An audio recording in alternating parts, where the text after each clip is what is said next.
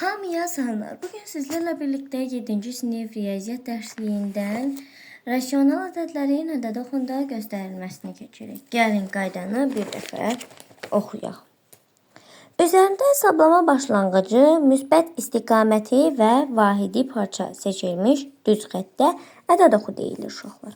Bunu hamımız bilirik ki, üzərində hesablama başlanğıcı, müsbət istiqaməti və parçalara ayrılmış vahidlərlə işarələnmiş parçalar varsa, deməli bu düz xəttə ədəd oxu deyilir və yaxud da koordinat oxu.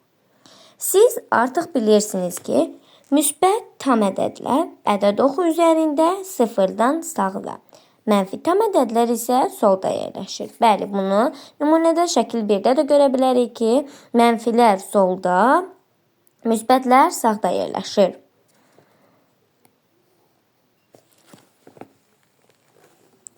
Adi kəsirlərin də ədəd oxu üzərində yerini müəyyən edə bilirsiniz. İndi rasional ədədlərin ədəd oxu üzərində necə yerləşdiyini araşdıraq. Məsələn, -4/1 rasional ədədinin ədəd oxu üzərində yerini müəyyən edək.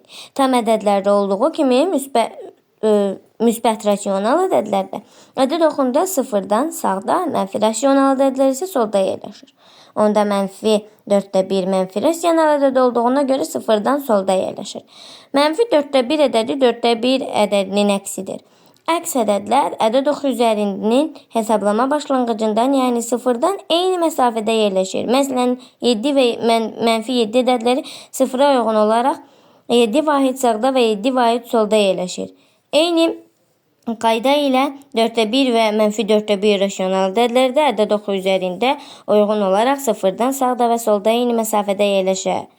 Bilirik ki, 4/1 rasional ədədi 0 və 1 tam ədədləri arasında yerləşir. Onda -4/1 rasional ədədi -1 və 0 tam ədədləri arasında yerləşir. Beləliklə, ədəd oxu üzərində hər bir rasional R daxildir G. Yəni, hər ədəd oxu üzərində hər bir rasional ədəd yeganə A nöqtəsinə uyğundur. Ədəd müsbət olduqda bu nöqtə ədəd oxu üzərində O hesablama başlanğıcının sağda, olduqda isə O nöqtəsində R məsafədə solda yerləşir. Bunlar misallardır. İndi gəlin nömrə 1-dən başlayaq. Ədəd oxu üzərində hesablama başlanğıcında sağda, solda yerləşən hesablama başlanğıcı ilə üst-üstə düşən nöqtələrin koordinatları haqqında fikirlərinizi söyləyin. Hesablama başlanğıcı ilə üst-üstə düşən ədədlər əks ədədlər adlanır. Hesablama başlanğıcından eyni məsafədə yerləşən nöqtələrin koordinatları necə ədədlərdir? Bu da eyni şəkildə əks ədədlərdir. Ədəd oxu üzərində ən kiçik və ya ən böyük koordinata malik nöqtə varmı? Xeyr. Ədəd oxunda ən böyük və ən kiçik ədəd yoxdur. Çünki ədədlər sonsuzdur. Nömrə 2-yə baxaq. Aşağıdakı təkliflərin doğru olub olmadığını araşdırın. A-ya baxaq. -3/2, -3/2, 3 və 2-nin arasında yerləşir. Bu xeyr, çünki mənfi deyil. Bunlar müsbətdirlər. Yəni, sıfırdan sağda yerləşiblər. Amma bu ədəd sıfırdan solda yerləşməlidir, çünki mənfidir. -3/2, -3 və -4, -3 və -4 tam ədədlərinin arasında yerləşir, doğrudur. B variantına baxaq. 9 tam 4/67, yəni bu 0 saymasaq da olur. 9 və 9 tam onda 1-in arasında yerləşir, düzgündür. 8 tam 4 9, 8 və 9-un arasında yerləşir, düzdür. -11 tam yüzdə, daha doğrusu -11 tam onda 3, dövrdə 6, 11 tam 30'da 11 sağda yox. Bu düzgün deyil. -11 tam onda 3, dövrdə 6, 11 tam 30'da 11'in solunda yerləşir. Yəni, bu doğru cavab olur. Nömrə 3-ə baxaq. Ədəd oxu üzərində verilmiş ədədlərə uyğun nöqtələri qeyd edin. -4 tam 2-də 1, -4 və -5'in arasında yerləşdiyinə görə A nöqtəsi burada olur. -3 tam onda 4, -3 və -4'ün arasında yerləşdiyinə görə B nöqtəsi olur burada. Sonra Mənfi 1,2 mənfi 1 və mənfi 2'nin arasında yerləşdiyinə görə C nöqtəsi mənfi 2 və mənfi 1'in arasında olur.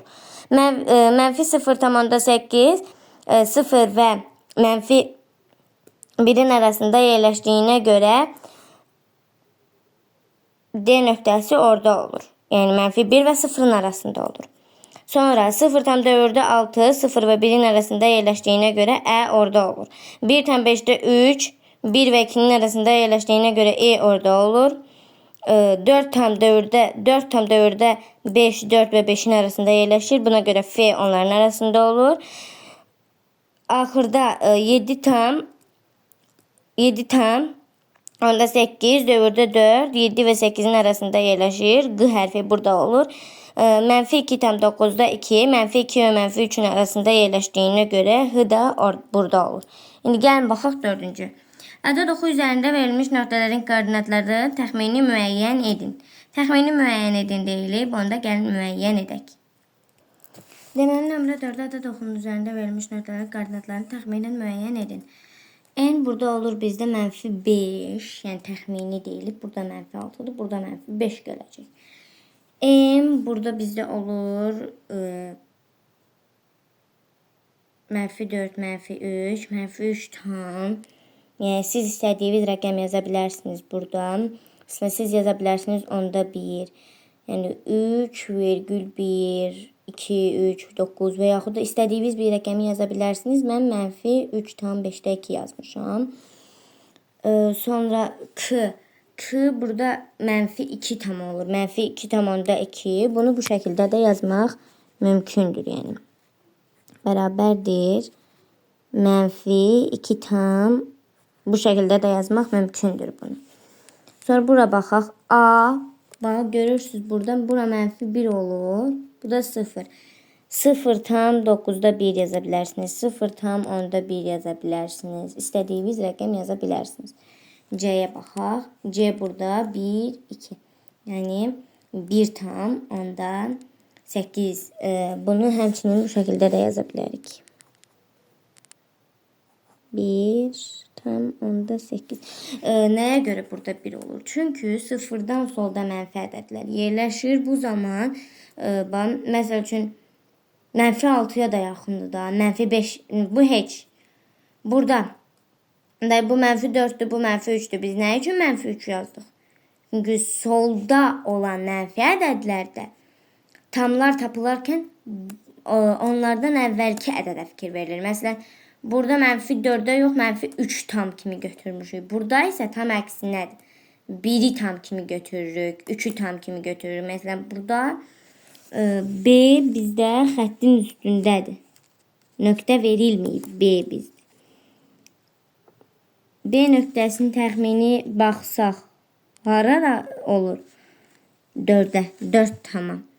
3 tam 4'də 1 kimi də yaza bilinər. Məsələn, mən burada 3 tam 4'də 1 yazmışam. Amma bura sadəcə 4 tam yazıla bilər. D variantına baxaq. 5 tam, mənfi yox, 5 tam, onda 9. Bu şəkildə. Nömrə 5'ə baxaq. Ədəd oxu üzərində hesablama başlanğıcından A, yəni 5-8 arasındakı ədədlər. 5,8 daha doğrusu. B mənfi 2,78, C 0,456, D mənfi 3,67 dövrdə 4 nöqtələrinin nə qədər neçə vahid olduğunu müəyyən edin. Gəlin baxaq. Deməli, A 5,8, A 5,8 hansı ədədlər arasında? 5,8 deyilib. Deməli, 5 ilə 6 arasında yerləşir. Təxmini yazsaq burada A olur. Təxmini yazsaq orada A olacaq. Mənfi 2,78 2 ilə 3 arasında yerləşir. Təxmini nişanlasaq burada olur B. 0,56 mənfi zad deyil ki, onda harda olur bu? Burada. Buralarda bir yerdə qoyaq. Burada C'dir. D bərabərdir. Mənfi 3,67 4.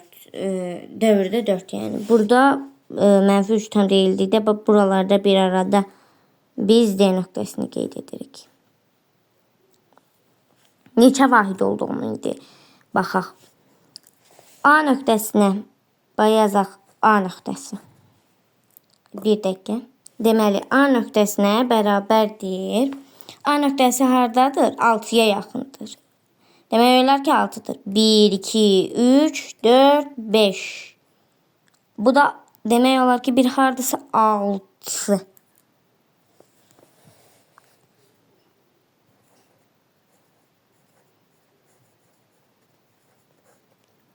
B'yə baxaq. O işi yenə elə elədim. Neyse. B. 1, 2, 3. Yəni 3 vahid. C, D. C'yə baxaq. C. Burada 1 vahid. Heç bir vahid tam da deyil. Demək olar ki, 1 tam orada 1 tam %56. Amma biz 1 tam 1 vahid kimi götürürük. Başa düşdünüzmü? D hardadır? Bəs 1, 2, 3, 4. 4 vahiddir. 4 vahid. Deməli, nömrə 5-də bu qədər idi. Bugün biz sizlərlə birlikdə 7-ci sinif riyaziyyat fənindən keçdik hansı mövzunu? Rasional ədədlərin ədəd oxunda göstərilməsi. Bu dərsin əslində səhifə 41-i, 42-si də var. 42-də tapşırıqdır, 41-də yenə qayda var.